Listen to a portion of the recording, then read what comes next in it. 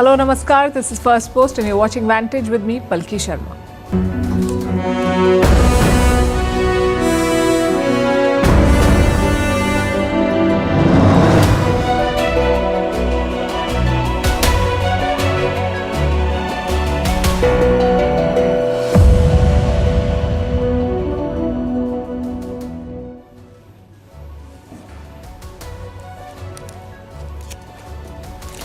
One day before the Alaska summit, Donald Trump is turning up the heat. He's threatening Russia with severe consequences. Has he changed his tone after talking to Europe, or has he changed his mind?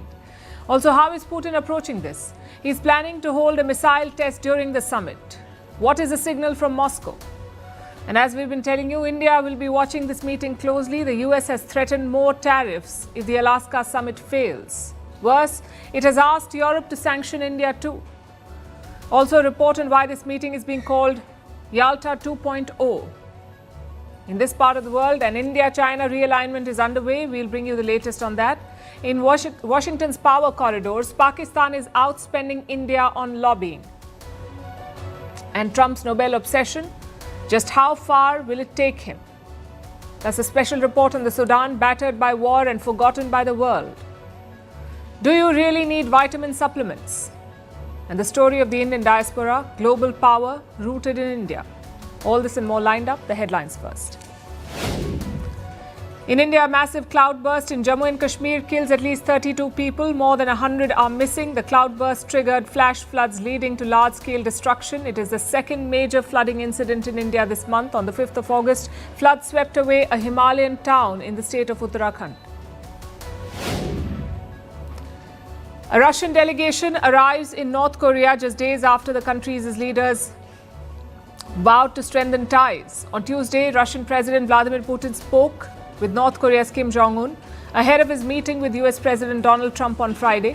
Pyongyang has sent thousands of troops and weapons to help Moscow in the Ukraine war. Israel says it intercepted a missile fired from Yemen. The Houthis have claimed responsibility for the attack. The Iran-backed group said that their target was Israel's Ben Gurion airport. The Houthis have repeatedly launched missiles and drones at Israel since the Gaza war began in October 2023. Foreign ministers of China, Thailand and Cambodia meet in the Yunnan province. Beijing offers support in clearing landmines in the border areas and urges Thailand and Cambodia to reopen border crossings. Last month's violence between the Southeast Asian neighbors was the deadliest in decades. And Jair Bolsonaro's lawyers asked Brazil's Supreme Court to acquit him. The former Brazilian president is on trial over an alleged coup plot. Bolsonaro faces up to 40 years in prison if found guilty. His trial has led to diplomatic tensions between Brazil and the US.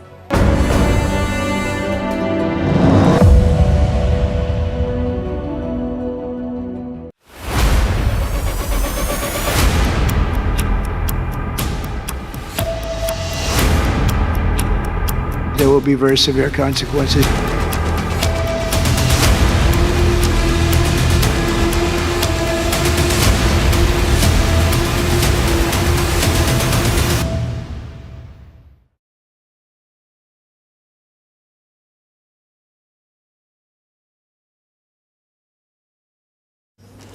Just one more day left. Donald Trump and Vladimir Putin will be meeting tomorrow. It's all anyone can talk about. Both leaders will be flying to the icy capital of Alaska. They will meet at a military base in Anchorage. Now, at first, everyone was downplaying the summit. Trump said it was a feeling out event. The White House called it a listening exercise. But one day out, things are heating up. The statements are getting sharper, the diplomacy is gathering pace, and Trump is playing hardball. Yesterday, he spoke to his European counterparts on the phone. President Zelensky was also on that call, and afterwards Donald Trump gave a press conference. He struck a very different note. No more managing expectations. Trump issued an ultimatum to Russia. End the war or face severe consequences. Will Russia face any consequences if Vladimir Putin does not agree to stop the war after your meeting on Friday? Yes, they will. Yeah. What will the consequences there will be be? consequences. Sanctions, tariffs? There will be, I don't have to say, there will be very severe consequences. Well, that changed fast. How does a listening exercise end with severe consequences? Either Trump is confusing the agenda or he's changed his mind. And if it's the latter, if Trump has indeed changed his mind, then Europe may have played a role. Let's hit rewind now. Last week, Trump's special envoy visited Moscow. He met Putin for close to 3 hours. In those talks, Moscow made a proposal. Ukraine will cede land in the eastern Donbas region. In exchange, the front lines would be frozen. Apparently, Trump liked that proposal. He agreed to meet Putin and seal the deal. Later that week, Trump informed Zelensky about this plan. And that's when alarm bells rang. Ukraine launched a diplomatic offensive. Zelensky spoke to 30 world leaders in 1 week, 30 leaders. His goal was to rally his allies, basically use Europe to shape Trump's mind. Which brings us to yesterday. All that diplomacy ended with a high-stakes phone call. European leaders and Zelensky spoke to Donald Trump. They conveyed 3 red lines. 1, no crucial decisions without Ukraine. 2, peace must start with a ceasefire. And 3, any deal would require security guarantees for Ukraine. But did they sway Donald Trump? Looks like they did. Trump says Russia will face severe consequences. He's also working on a trilateral summit. Him, Zelensky, and Putin. If the first one goes okay, we'll have a quick second one. I would like to do it almost immediately. And we'll have a quick second meeting between President Putin and President Zelensky and myself, if they'd like to have me there. And that would be a meeting where maybe it could be absolutely work. Trump's words have certainly changed. It makes you wonder what happened in that video call. Most European leaders were happy about it. Trump himself rated it 10 on 10. We heard some statements after the call. President Macron of France, Prime Minister Starmer of the UK, Chancellor Merz of Germany, all of them sounded optimistic. They presented a unified front to Donald Trump. The UK Prime Minister summed it up best. Firstly, and obviously, there can be no negotiations about Ukraine without Ukraine. And that's been a long-standing principle of this group. And I know Volodymyr is on the call and will be absolutely clear in relation to that. And along with that, that international borders cannot be and must not be changed by force. Zelensky attended the call in Berlin. After that, he flew to London. He met Prime Minister Starmer earlier today. Now, all of Europe has the same concern, that Trump will give in to Putin, that he will make significant concessions in Alaska. Zelensky also warned about that. He told Trump that Putin was bluffing. I told the President of the United States and all our European colleagues, Putin is bluffing. He is trying to put pressure on all fronts of the Ukrainian front ahead of the meeting in Alaska. Russia is trying to portray itself as capable of occupying the whole of Ukraine. This is undoubtedly their desire. The worry is understandable. In the past, Putin has played Trump. Just think back to their meeting in 2018. All the focus was on alleged Russian meddling in America. But Trump has made a full U-turn. He said he trusted Putin over his spy agencies. And Europe is basically fearing a repeat. But at this point, nothing is certain. A few months back, Trump was more optimistic about things. Remember, he promised to end the war in 24 hours. But he underestimated Putin. This time, he's being more careful. Reports say Trump is quizzing his aides about Putin. He wants to know if the Russian president has changed.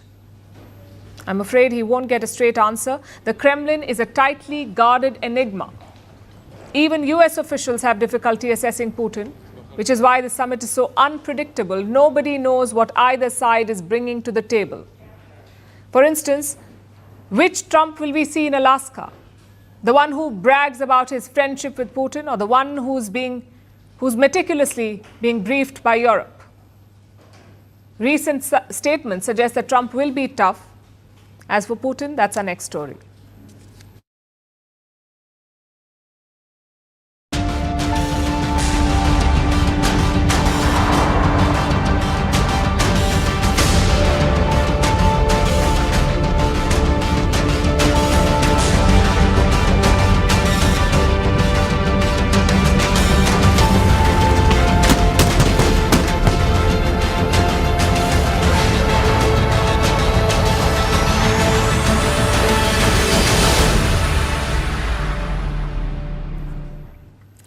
Trump has set the stage with strong words, but Putin has gone a step ahead. He is preparing to test a lethal nuclear missile. It's not official yet, but Western analysts say it will happen later this week, possibly around the summit. And how do they know that? Thanks to satellite images. Pictures show a heavy buildup near a Russian test site. It's called Pankovo. It's located on an island north of Russia's mainland. You can see ships, aircraft, and equipment. All of it suggests a looming test of a lethal cruise missile called the Burevestnik. It's nuclear armed and nuclear powered. NATO calls it Skyfall. Putin has been all praise of this missile. He says it can evade all existing and future defense systems, maybe even Trump's Golden Dome. But the story here is not the capabilities. The story is the timing. Yes, such tests are scheduled months in advance, but Putin could have postponed it. He did not, because he wants to send a message. Let's unpack what that message is. Putin is heading to Alaska with momentum. His troops are making progress across the front line. Meanwhile, Ukraine is struggling. They are low on soldiers and weapons. So there's no reason for Putin to make concessions. If anything, he can double down now. At the same time, he is humoring Donald Trump, playing to his ego. We saw an example of that today. Putin held a meeting of his top advisors. In that meeting, he praised Trump's intentions.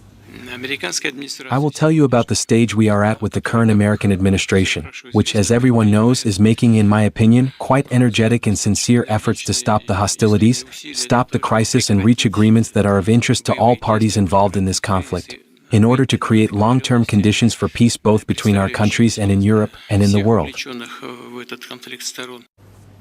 Putin says Trump is working for peace, not just in Ukraine, but in the whole world. I'm sure Trump will enjoy that praise from Putin. In the past, he's shown a knack for handling President Trump. We gave you an example from 2018 that was one instance of Trump being soft on Russia. We saw another yesterday. Trump was asked about a recent hack into the US court system. American agencies feel Russia could be behind it. But listen to Trump's response. There's new reporting that the Russians have hacked into some computer systems that manage U.S. federal court documents. I wonder if you've seen this reporting and if you plan to bring it up with Putin when you see him later in the week. I guess I could. Are you surprised? Are you surprised? They hack in. That's what they do. They're good at it. We're good at it. We're actually better at it. But no, I have heard about it. I have heard about it. So Putin has two things going for him. First is the ground advantage. The second is a good track record. He is known to be a tough negotiator, and he's had success against Donald Trump. But does he have a wish list in Alaska? I'm sure he does. Best case scenario, Trump agrees with him. He signs away eastern Ukraine to Russia. He cuts off military aid and he freezes the conflict. That would give Russia time to regroup. Plus, it would give them new launch pads in eastern Ukraine. So that's the ideal scenario for Putin. But let's face it, even Trump is not that naive. He will push Putin to make some concessions, maybe a ceasefire in the air, meaning no aerial attacks or bombing, or maybe a prisoner swap, or maybe a deal to release detained civilians. If Putin agrees to this, he will want something in return. If not in Ukraine, then bilaterally. Remember, Russia faces thousands of sanctions. Its foreign reserves are frozen in the West. Ideally, Putin would like to make progress on that. And the Kremlin has hinted at this. They said bilateral issues will also be on the agenda. They said Russia and the US had untapped potential. An exchange of views is expected on further developing bilateral cooperation, including in the trade and economic sphere. I would like to note that this cooperation has huge and unfortunately hitherto untapped potential. This would be a win for Putin. I know an aerial ceasefire sounds like a big concession, but it's not, because it goes two ways. Yes, Russia launches a lot of drones and missiles, but so does Ukraine. 2 attacks were reported today. Kiev fired drones into Belgorod and Rostov-on-Don. Take a look. Глянь, хуярит в дом, блядь. Сука.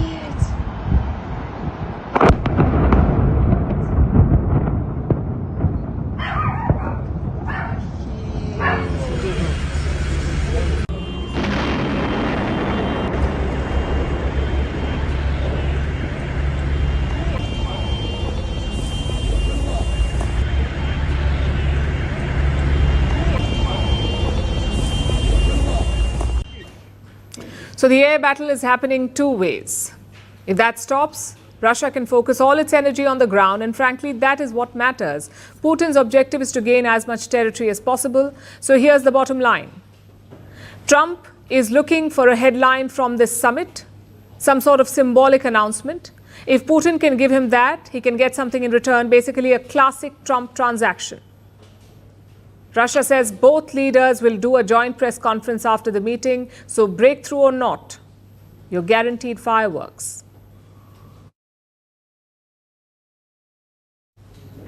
India will be watching the meeting in Alaska closely because it could shape the future of India-US relations, and Trump's team is sending the same signal.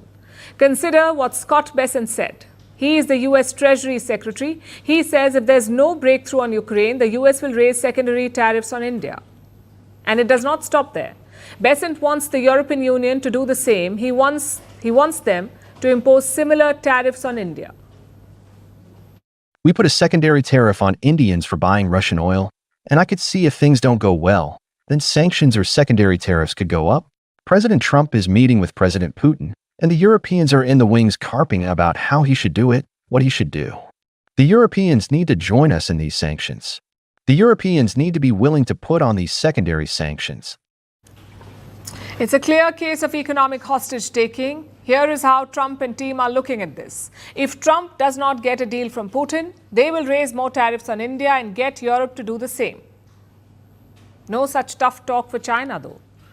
And Bessent was asked about this, about China's purchases of Russian crude. Beijing is Moscow's largest customer for Russian oil.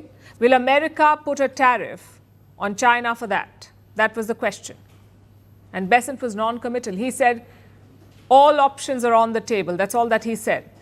But let the double standards be kept aside for a moment. Let's set them aside for now. Let's talk about Trump's strategy. His plan to use tariffs to gain leverage over Russia. Is that plan really working? And how effective is the strategy? Trump says the tariffs are working, that they are hurting Russia's economy and isolating Putin. But does that claim hold water? Is Putin really isolated? Well, India, for one, is not cutting ties with Russia. Instead, the partnership is deepening. Earlier this month, both countries signed a pact. It aims to expand industrial cooperation in a range of sectors: aluminium, fertilizers, railways, mining, and technology. And that's not all. There's been a flurry of high-level engagements. Last week, Ajit Doval was in Moscow. He's India's national security advisor. He met Russian President Putin. And he discussed a whole lot of issues, from energy to defense. In fact, a key focus area was joint projects. India and Russia wish to work together on several fronts.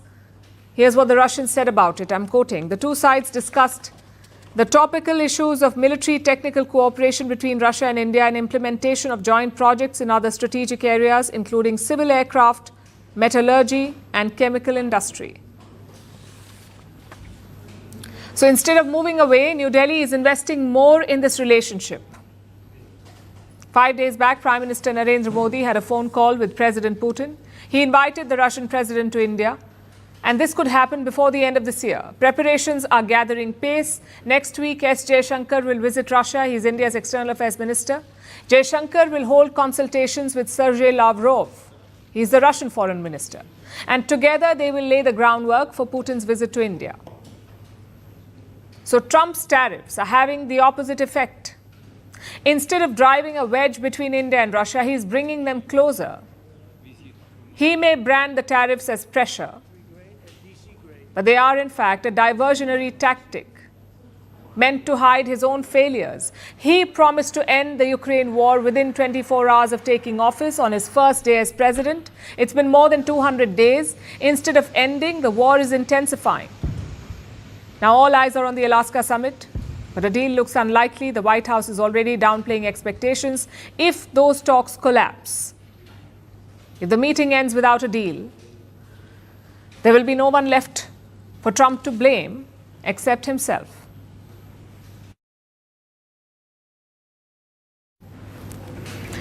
The summit may be in Alaska, but the Western media is talking about Yalta.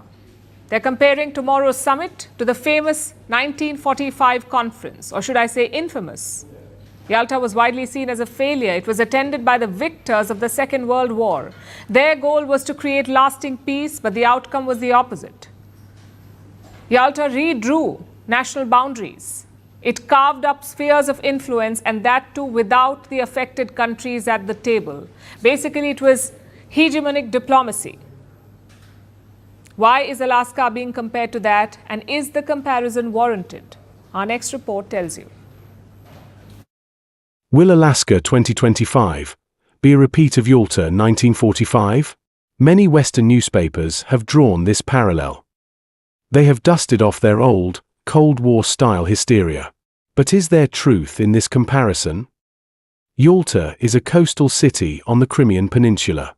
In 1945, after the Second World War ended in Europe, this city hosted a historic meeting. In attendance were the big three leaders: US President Franklin Roosevelt, British Prime Minister Winston Churchill, and Soviet leader Joseph Stalin. They represented the three countries that won the war. Their goal in Yalta? To carve up the war-torn world. Borders and frontiers were redrawn at that meeting. The Soviets would retain influence over Eastern Europe. They would also be granted parts of Manchuria, a region that combined pockets of China and Russia. This meeting happened 8 decades ago. So why the comparison to Alaska 2025? Because there are fears of territorial concessions. Donald Trump has suggested that Ukraine and Russia will have to swap lands. But Ukraine will not be represented in Alaska. That's where the comparison stems from. Western analysts fear that Trump and Putin will carve up Ukraine. That too, without any Ukrainian at the table. The same thing happened at Yalta too. Decisions were taken about Poland, Eastern Europe, and China. But those countries were not at the table. If that does happen in Alaska, the comparison would be warranted. But right now, it's far-fetched. And there are 4 reasons why. Number 1. Yalta was a post-war conference. It happened once the outcome of the fighting in Europe was clear. In Alaska, it's the opposite. Friday's summit is aimed at ending the war. Number 2. The world has changed a lot since 1945. Yalta preceded the United Nations. It was held during a period of global turmoil and upheaval. 2025 is not that. Number 3. Yalta dealt with multiple countries. It had to settle the question of post-war Germany. It had to decide the future of Poland and Eastern Europe. Again, Alaska is different. This summit is focused solely on one country, and that's Ukraine. And finally, reason number 4. Yalta was a conference of allies. In 1945, the US, Britain, and the Soviets were fighting together. In 2025, the US and Russia are not allies. Even a volatile leader like Trump understands that. So the chances of Alaska becoming a Yalta are slim.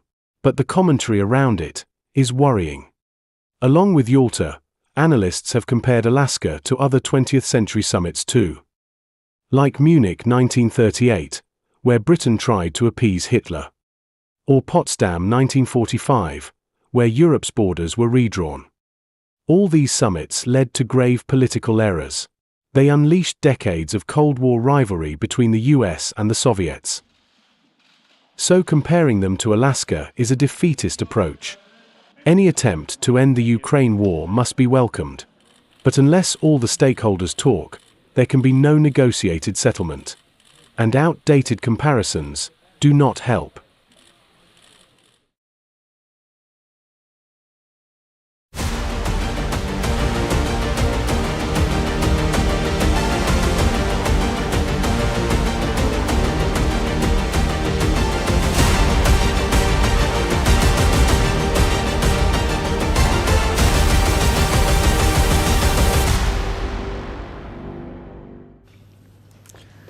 Let's talk about India and China. We've been telling you how they're mending ties. It's not a full-blown reset yet, more like a tactical realignment. Both sides are issuing tourist visas again. Direct flights are set to resume. Export and investment curbs are being eased. And later this month, Prime Minister Modi will be in China. This will be his first trip to the country in 7 years. So the thaw is very much in progress. Here are the latest developments. 1. India is sending diesel to China. The shipment is already on its way. It's the first of its kind since 2021. And how big is the shipment? Nearly 500,000 barrels of diesel. The cargo was loaded in July. Initially, it was headed for Malaysia, but now it's been redirected to China. And why did that happen? Why did the destination change? Because the supplier was sanctioned. A firm called N18G is supplying this diesel. It's a refiner with Russian links. They run India's third largest refinery. Nayara was blacklisted by Brussels in July by the European Union. So payments have become harder. Shipments were stranded and supplies have taken a hit. And that is why this consignment was redirected. The cargo waited for 12 days at sea before it was asked to change course and move towards China. Access to Malaysia was a challenge, and China was happy to take this supply. Like I said, it's the first such move in 4 years, and that's the first significant development. The second one is related to the border.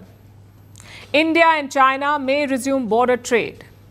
Again, it would be the first time in more than 5 years. Reports say talks are underway. Both sides are discussing the possibilities. One of them involves using designated crossing points. Now, border trade is not a new idea. For over 3 decades, India and China have traded locally made goods. The trading activity was modest. But 5 years back, it came to a grinding halt. First because of the pandemic and then because of the border tensions. India and China traded goods like spices, carpets, wooden furniture, cattle fodder, pottery, medicinal plants, electric goods and wool. Between 2017 and 2018, the value of this trade was more than $3 million, which is not a big number, but it's still significant in the larger scheme of things, this resumption. The resumption of border trade points to normalization of ties. And that brings me to what's happening next week. In 4 days from now, Chinese Foreign Minister Wang Yi will visit India. We've told you about this on the show. It would be Wang Yi's first visit in 3 years. He will meet National Security Advisor Ajit Doval and External Affairs Minister S. Jaishankar. And what's on the agenda? The border situation. India and China share a border that stretches 3,400 kilometers. Both sides are keen on reducing troop levels along this border. They disengaged in eastern Ladakh last year. Despite that, they maintain a large troop presence on the border, both sides. Deployments were ramped up in 2020 after the troops clashed in Galwan. And since then, the situation has remained precarious. And scaling down military presence would be a big step forward. It would speed up normalization efforts, also revive groups like RIC, the Russia-India-China Troika. Moscow has expressed interest in reviving the RIC dialogue. So has China. As for India, they recently hinted that they're open to the idea. And they can test the waters in the coming days. India is holding separate high-level engagements with both Russia and China. Next week, Wang Yi will be visiting New Delhi. 2 days later, S. Jaishankar will travel to Moscow. If these talks are fruitful, they will set the stage for the revival of RIC. But New Delhi must tread with caution, drawing on lessons from the past to navigate the challenges of the future.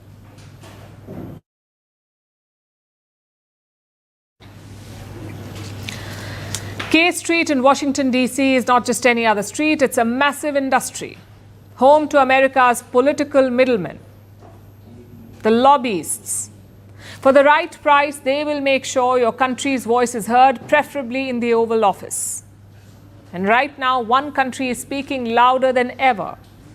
I'm talking about Pakistan. According to a report, Pakistan is spending $600,000 per month on lobbying in the US. $600,000 every month. That's more than 17 crore Pakistani rupees. For a broke country, that's a lot of money. Also, it's 3 times what India spends.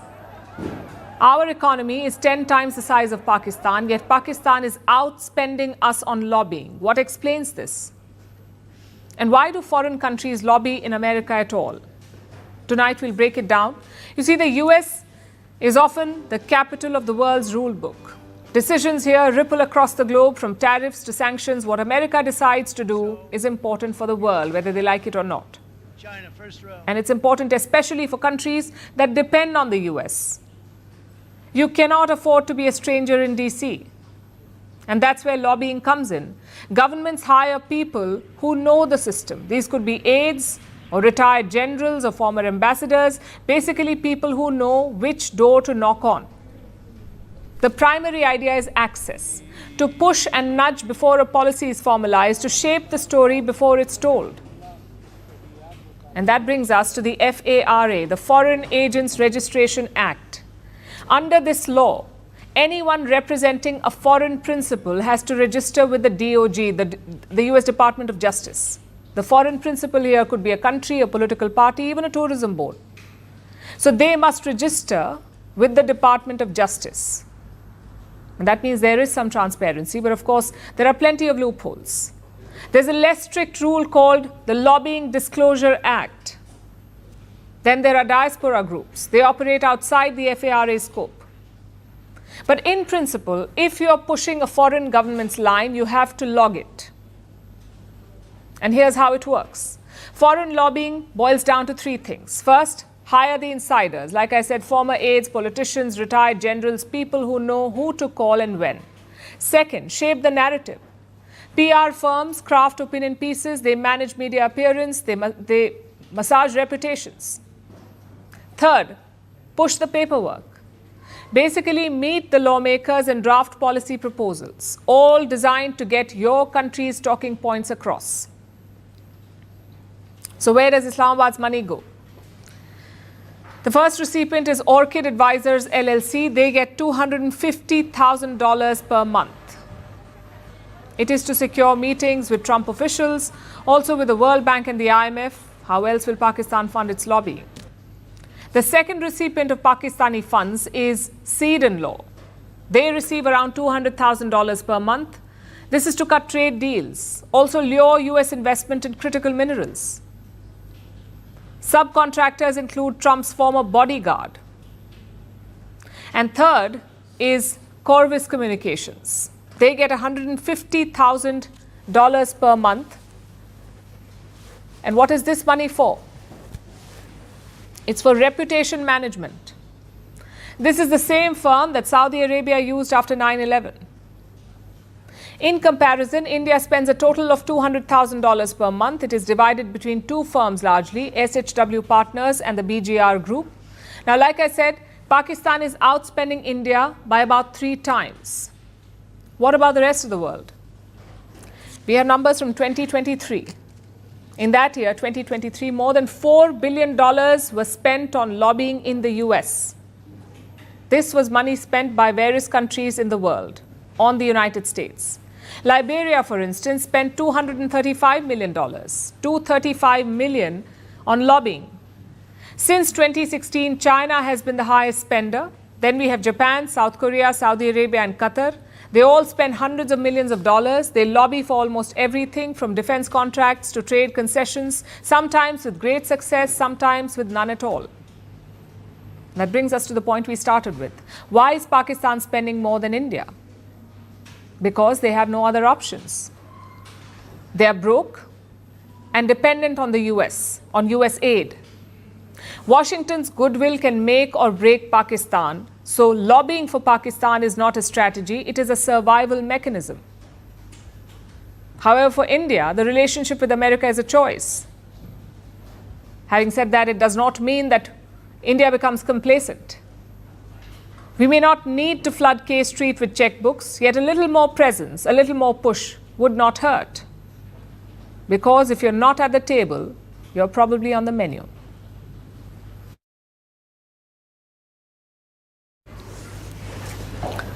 The world has witnessed many epic love stories. Romeo and Juliet, Cleopatra and Antony, Heer and Ranjha, Taylor Swift and Travis Kelce, if you like. But none compare to the most enduring, most unrequited of all love stories. Donald Trump and the Nobel Peace Prize. It's a romance where one party sends endless love letters, drops hints in every speech and tries to prove its might, but the other doesn't seem to care. it pretends that Trump does not even exist. And yet, the US president waits, wooing endlessly at every possible occasion. Last month, Trump called the Norwegian finance minister. The call was to discuss trade tariffs, but do you know what else he talked about? The Nobel Peace Prize. Guess that's true love. And like they say, when you want something, the universe conspires to help you achieve it. In this case, it's not the universe, it's countries that want to humor Trump. They're using the Nobel Peace Prize as bait. Leading the charge was Pakistan. It nominated Trump for the prize after Trump claimed credit for the India-Pakistan ceasefire. Of course, he did not broker it. Pakistan of all should know this. But when has truth stopped Pakistan? So they agreed with Trump. Then came Israel. Prime Minister Benjamin Netanyahu not only nominated Trump, he declared it in the White House, like a magician, revealing the final trick. He's forging peace as we speak, in one country and one region after the other. So I want to present to you, Mr. President, the letter I sent to the Nobel Prize Committee. It's nominating you for the Peace Prize, which is well deserved, and you should get it. Thank you very much. This I didn't know. Wow. Thank you very much. Cambodia too gave Trump the nod after the border clash with Thailand ended. 40 people were killed, 300,000 were displaced, but Cambodia calls it a win for Donald Trump. Armenia and Azerbaijan followed suit. They've spent decades fighting each other, but they agreed on one thing, that Trump should get the Nobel Peace Prize. So maybe we agree with Prime Minister Pashinyan to send a joint appeal to Nobel Committee to award President Trump with the Nobel Peace Prize, because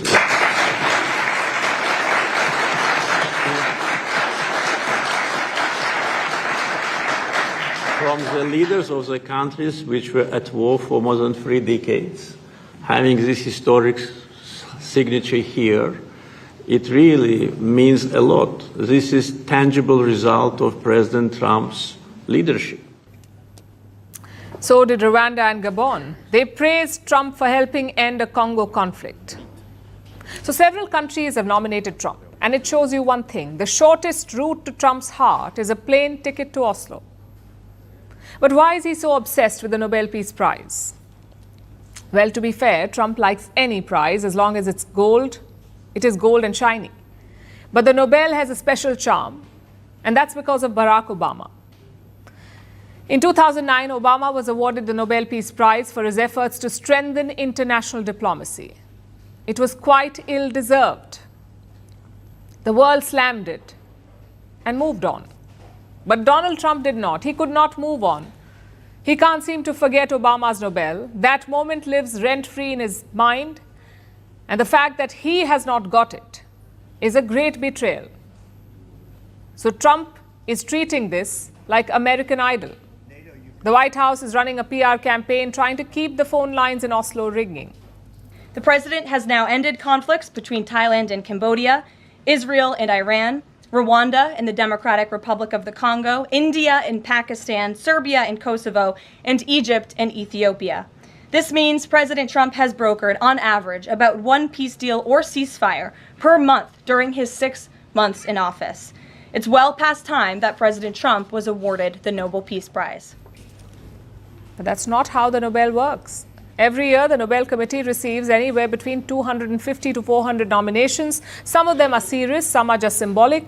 After the nomination deadline, a 5-member committee makes a shortlist. For months, the committee deliberates. They vote. And finally, a winner is announced in October. The whole process is a secret. The names of nominees are not publicly released for 50 years. The committee usually does not care about buzz. They also do not appreciate lobbying. So what Trump is doing may be counterproductive. But when has that stopped him? His former national security advisor summed it up best. I'm talking about John Bolton. In an interview with Firstpost, Bolton said nominating Trump makes all the difference. He even joked that maybe India should try it. Nominate him twice, not even once. My suggestion to Prime Minister Modi is that when he talks to Trump next, he should offer to nominate him twice for a Nobel Peace Prize, and to keep nominating him until he gets it. Maybe that'll help. So should India play along? Well, this is where it gets tricky. On the one hand, nominating Trump could be a way to avoid tariff tantrums. We would have nothing to lose. On the other, it's like giving him a lifetime supply of ego protein powder. Once you start, you cannot stop. He'll be asking about it on every phone call. The smarter move: don't nominate him at all. Let him keep chasing it, believing that next year is the one. The Nobel Peace Prize could become his personal white whale, and he might just be happier chasing it than actually catching it.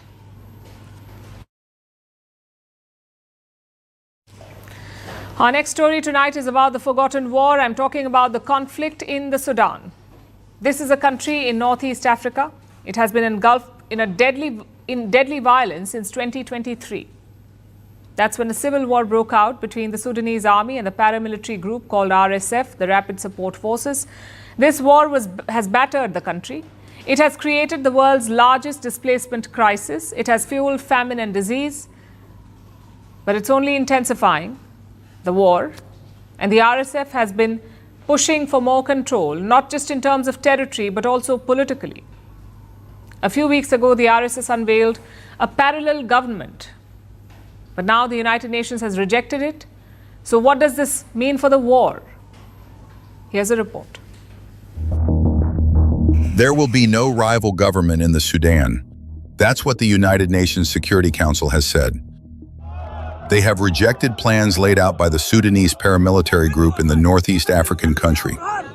In late June, the Rapid Support Forces, or RSF, made the announcement. They claim to have formed a parallel government, a so-called transitional peace government, to rival the Sudan's wartime government in Port Sudan. And now, the UN has rejected it with a strongly worded statement, warning that the move fragments the Sudan, threatens the country's territorial integrity, worsens an already dire humanitarian situation, and further exacerbates the ongoing conflict.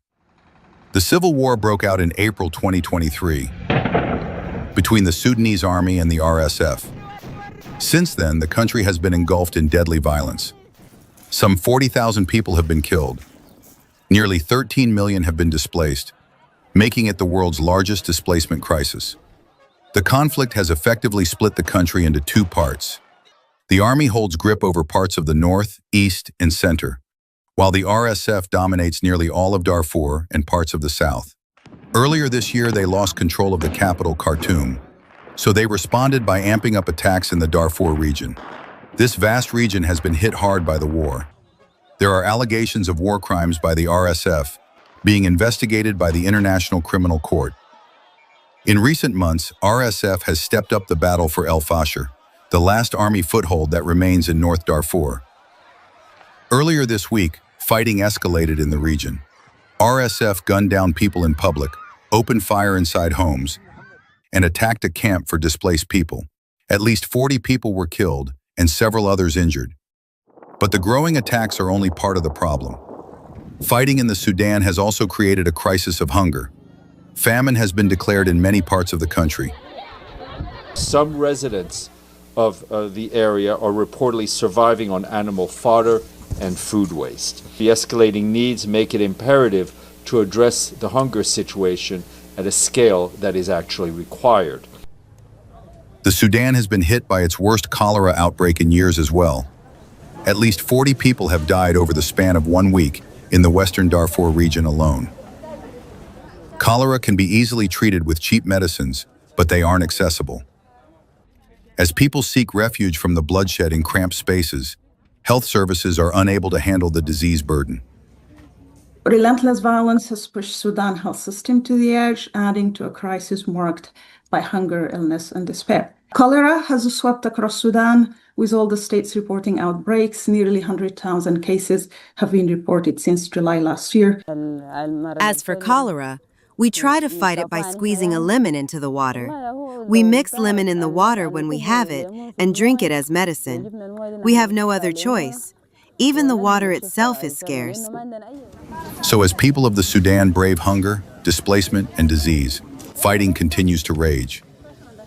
After rejecting the rival government, the UN has called for talks between the army and RSF to reach a lasting ceasefire. Unsurprisingly, the Sudan has already heard this advice one too many times. But this call for peace has not been able to stop the war that is ravaging the country.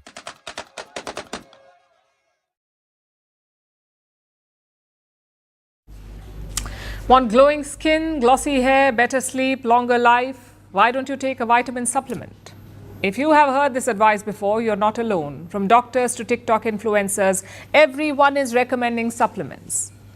And you can choose what kind: pills, injections, gummies, even cutesy patches. Together, they make up a multi-billion-dollar global market. In 2022, it stood at $48 billion. 48 billion multivitamins. By the end of this decade, it is poised to reach $85 billion. But can multivitamins really hack your health? Should all of us be taking them? To understand this, let's go back to basics. Our bodies need different kinds of nutrients: carbohydrates, proteins, fats, vitamins, and minerals. And these last two, vitamins and minerals, are called micronutrients because we need them in small amounts.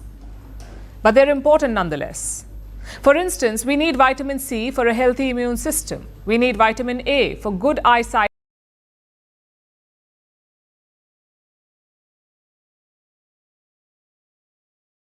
Minerals are crucial, but the problem is our bodies do not make them.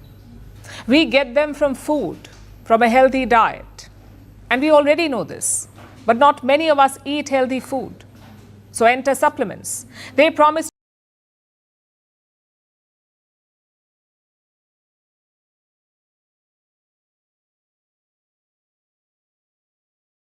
some even show slower aging. And yet, supplements are a controversial topic because for every study that shows you the benefits, there are many more telling you the complete opposite. For instance, research also shows that multivitamins do not improve heart health, do not reduce the risk of certain cancers, and make no difference to your lifespan. Plus, if we consume too much of them, there are big risks. For instance, if people take too much vitamin D, they can suffer from seizures, coma, and even death.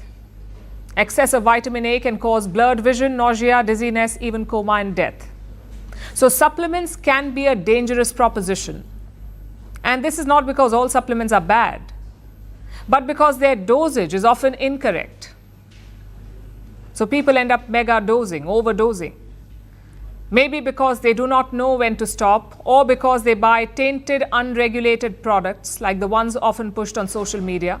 They can contain 500, even 1,000% of the recommended allowance. So coming back to the original question, do you really need vitamin supplements? Again, the answer is complicated. After all, science is still debating the benefits, and sometimes things can go very wrong. So there is no one right answer. But here's what you can do. First, unlearn the myths. We have all heard that vitamin C can cure a cold, or that overdosing on it can save you from cancer or heart disease, none of which is true. This theory has been debunked, so do your homework. Secondly, talk to a doctor whom you trust. Too many of us take too many supplements. Look at the numbers. In India, 71% people take supplements. In the US, 74%. In Australia, nearly half the population. But a majority of us do not need them. Because if there's one thing that science is clear on, it is this. Supplements help, but only in specific cases, like with vegans, pregnant or older people, and in limited doses. For most of us, a healthy diet is the answer because it is more than sufficient. It gives us all the nutrients we need, plus it works fast. Because vitamins from food are absorbed more easily, which is why multivitamins have a nickname: expensive urine. So simply put, not enough is known about many supplements, their risks, their benefits, or their correct dosage. And what's on the packaging can be very different from what's inside the product. So always check with your doctor, use caution, and know that there is no magic pill for good health.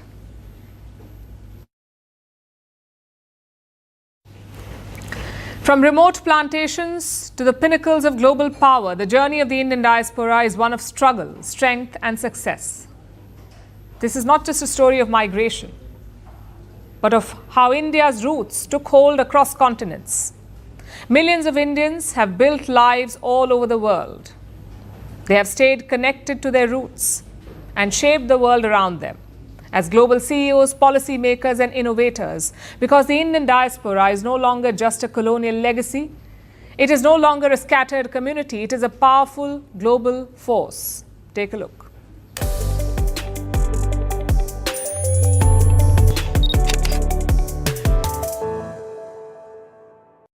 India's story was never meant to stay within its borders. For centuries, its people have journeyed across oceans, chasing opportunity, braving hardship, carrying with them a piece of home.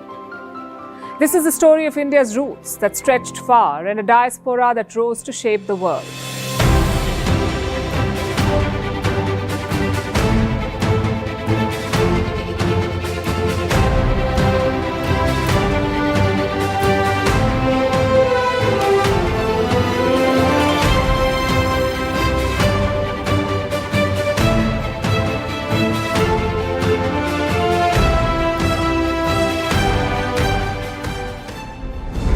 One country, then another, and another one after that. The British colonial greed was unending. Their rule rapidly spread across the world, and with it, the Indian diaspora. A diaspora is the dispersion of people from their homeland, and in India, this was a legacy of colonial rule. As the British Empire expanded, Indians found themselves in all corners of the world, and this happened for different reasons. In countries like Fiji and Mauritius, Indians were mostly sent as contract laborers.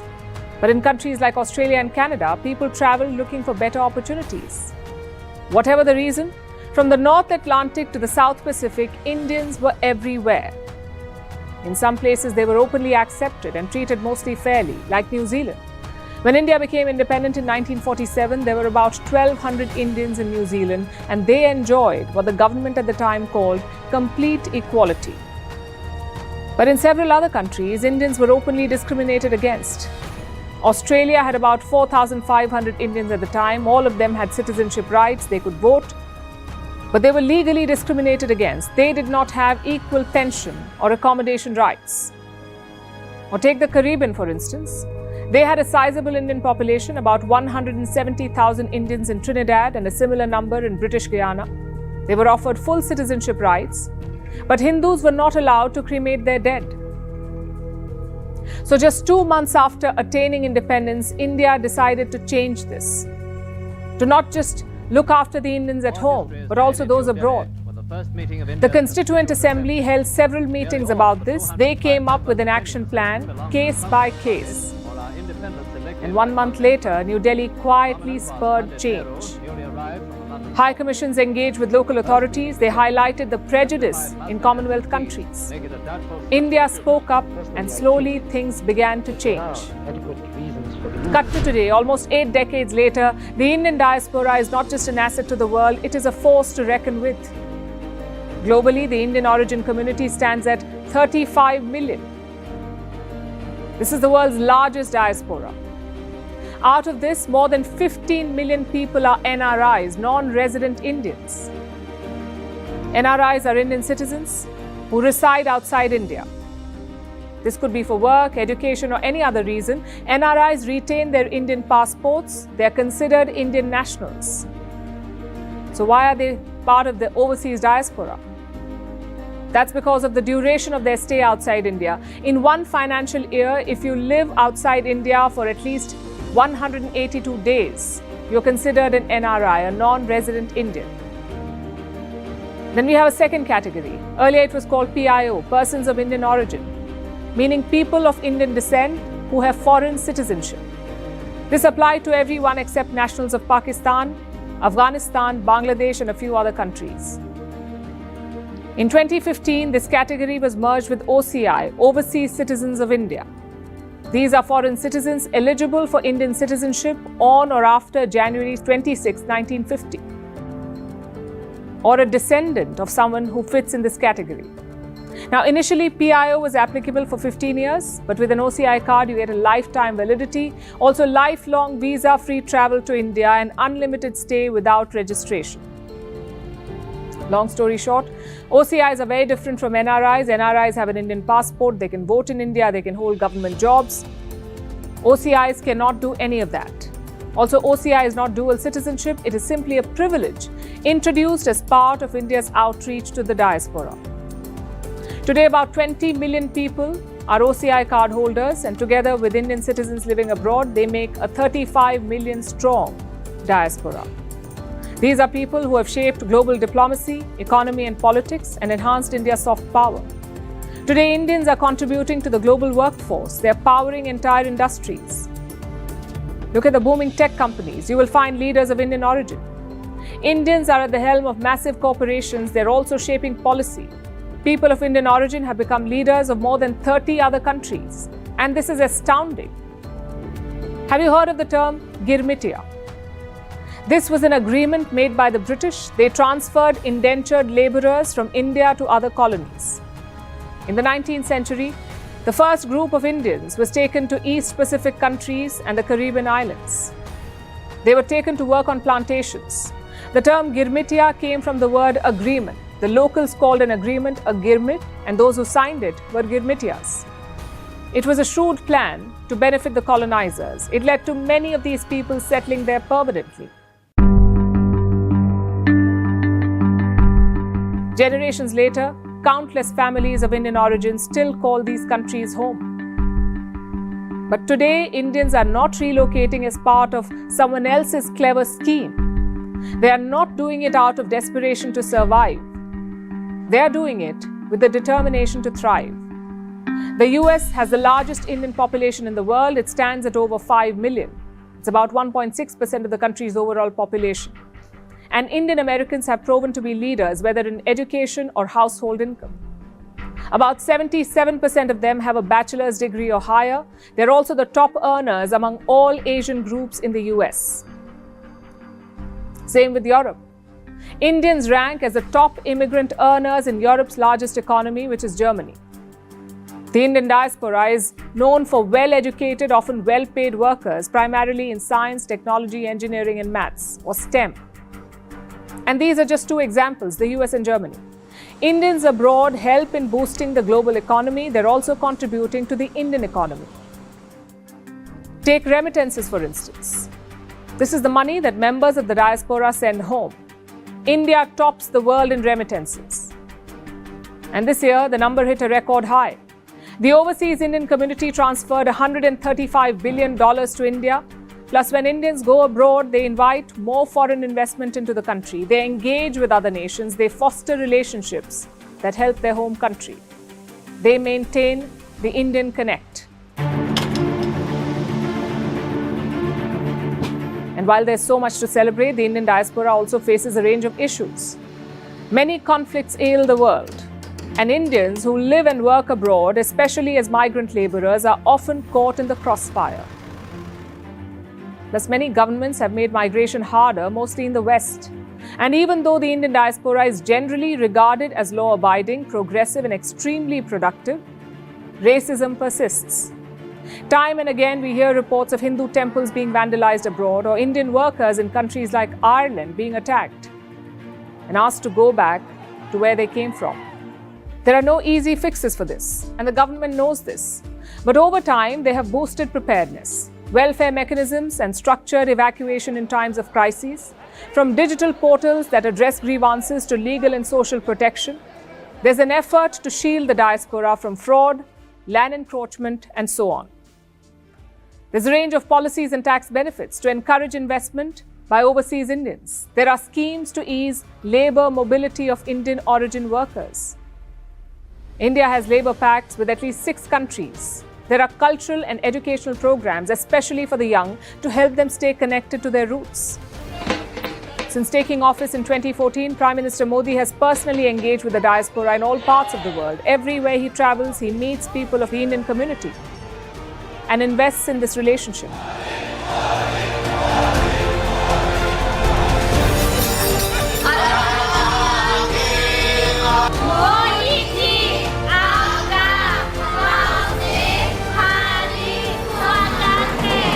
The Indian diaspora is no longer seen as brain drain. They are seen as India's global ambassadors. who represent the values, culture, and heritage of their home country on the world stage. So much so that we now have a day dedicated to them, the Pravasi Bharatiya Divas. This event was first held in 2003 to mark the anniversary of Mahatma Gandhi's return from South Africa in 1915. Since then, it is held every year for the ambassadors of the world to celebrate their contribution to the growth of India and the world, and most importantly, to form a community of people to help understand their challenges and to harness their collective power. And so the story of the Indian diaspora is not just about movement, it's about resilience, it's about rising beyond borders. From indentured laborers on plantations to presidents, CEOs, and change makers, they've carried India with them in values, in culture, and in spirit.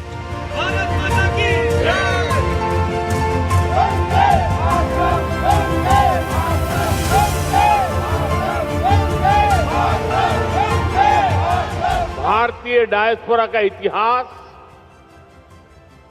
उनके उस देश पे पहुंचने और वहां अपना परचम लहराने की गाथाएं, ये भारत की अहम विरासत है।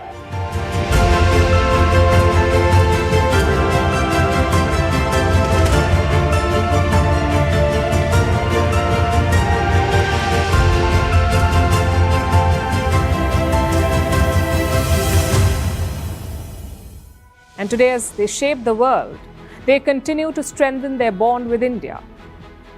Because no matter how far they go, they're never too far from home.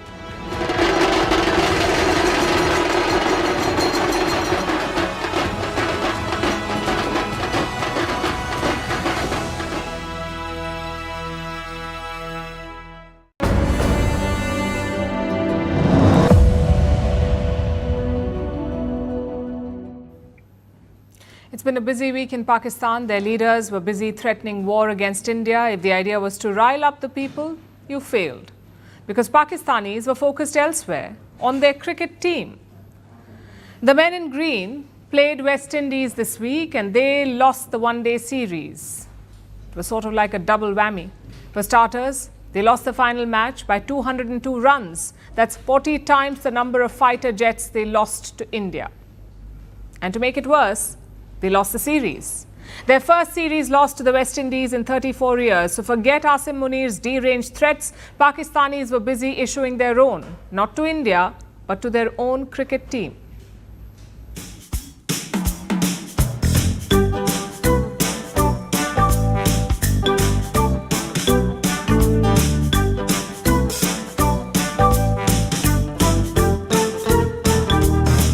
हाँ, बहुत खुश हूँ। खुशी से पागल हो रही हूं। जमीन पे तो मेरे पांव ही नहीं टिक।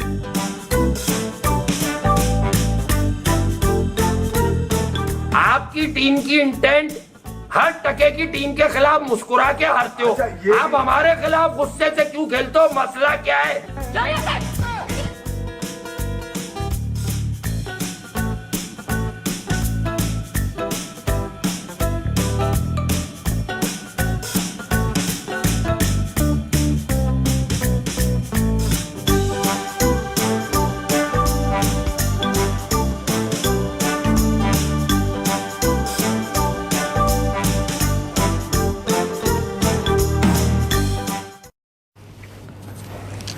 And now it's time for Vantage Shots, images that tell the story. Several protesters were detained and dozens injured in anti-government protests in Serbia. 2 firefighters died battling overnight wildfires in Spain, and lava continues to flow from Italy's Mount Etna.